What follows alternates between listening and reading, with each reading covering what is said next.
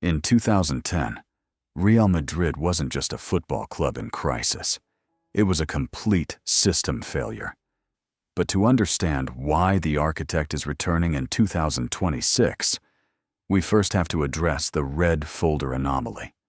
A night in 2012, where Mourinho intentionally executed a controlled demolition of his own dressing room. It was a tactical suicide that nearly got him banned from the Bernabéu. But it's the only reason the club survived the next decade. I'll show you exactly what was inside that folder at the end of this chronicle. 6 years without reaching a Champions League quarter-final, an entire decade spent watching their identity dissolve into expensive, disconnected Galactico marketing. While Madrid was trapped in a legacy loop, Barcelona had become a supercomputer. They were playing a version of football that felt like a cheat code, and Madrid was the victim of the glitch. To understand how deep the rot went, you have to look at the pre-Mourinho era. Madrid wasn't just losing, they were a laughingstock. Between 2004 and 2010, the Bernabéu became a graveyard for world-class managers. Capello, Schuster, Juan de Ramos, Pellegrini, none of them could debug the system. They were being humiliated by mid-tier teams in the round of 16, while Barcelona was winning sextuples. The hardware, Ronaldo, Kaká, Benzema, was there. But the operating system was incompatible with elite European football. The club was in a state of institutional depression, waiting for a leader who was arrogant enough to tell the board that they were the problem. To survive, the White House didn't need a manager. They needed a lead developer capable of a brutal, total system rewrite.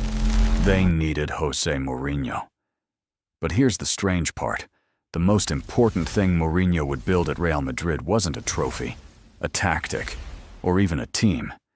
It was a mentality so powerful that more than a decade later, the biggest club in the world would come looking for it. Again.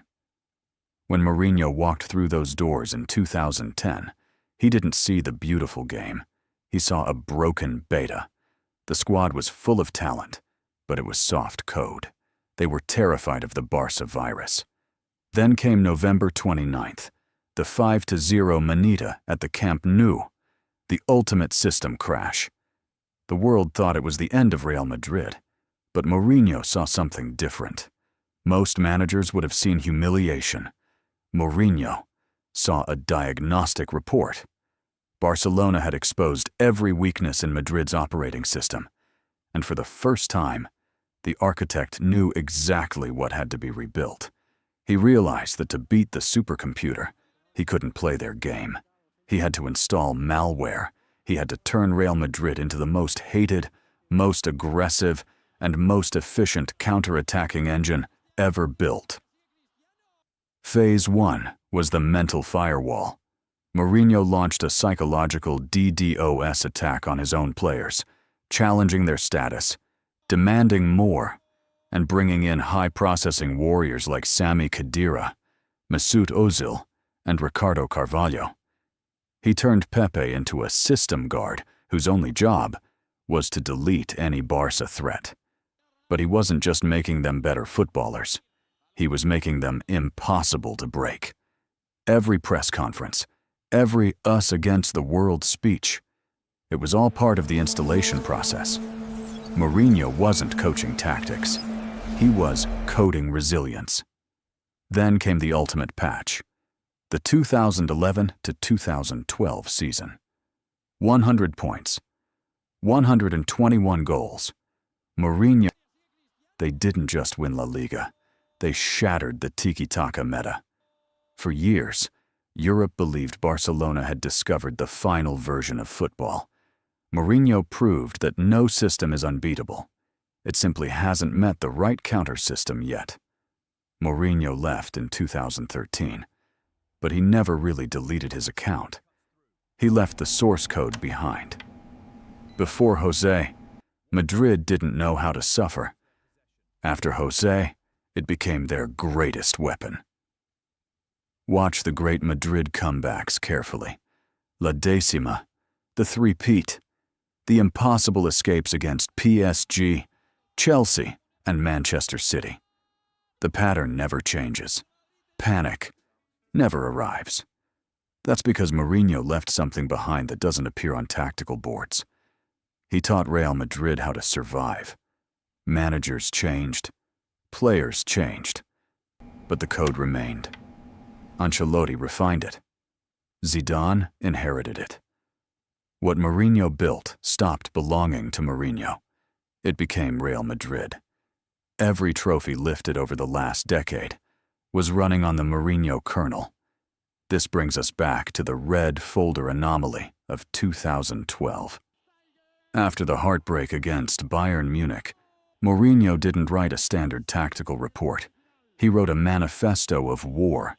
He identified every soft player who couldn't handle the pressure and demanded they be deleted from the system. He intentionally created a toxic lobby to force the boardroom into a corner.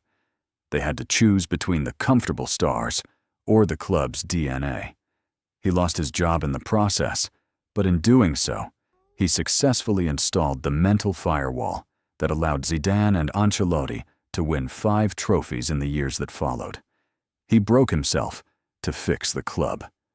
But every system has a shelf life. Over the last 2 seasons, the code has become bloated, the invincibility is fading, and the high-level mental architecture Mourinho built has started to drift. The plot armor is showing cracks, not because the talent is gone, but because every great system eventually forgets why it was built. Real Madrid has become too comfortable. They've lost the aggro that once made them the most feared team in Europe. Florentino Pérez is a developer who understands when a system is failing, which is why Mourinho's return became a reality. A new architecture is beginning, with Mbappe, Vinicius Jr., Bellingham, and probably even more signings. The hardware is more powerful than ever, but the software has been lagging. José Mourinho has returned to reinstall the firewall, purge the bugs of the last 2 years, and recalibrate the winning machine for a new era. Some architects build monuments, others build foundations. The monument gets the photographs, the foundation gets forgotten, until the building starts shaking. And suddenly, everyone remembers who poured the concrete. The broken beta is ending. The architect has come home to sign off on the final update.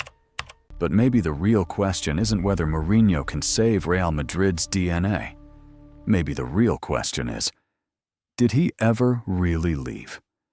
If you enjoyed this, please don't forget to like, share, and subscribe to DeFootballChronicles for more. Chronicles. You don't want to miss the next.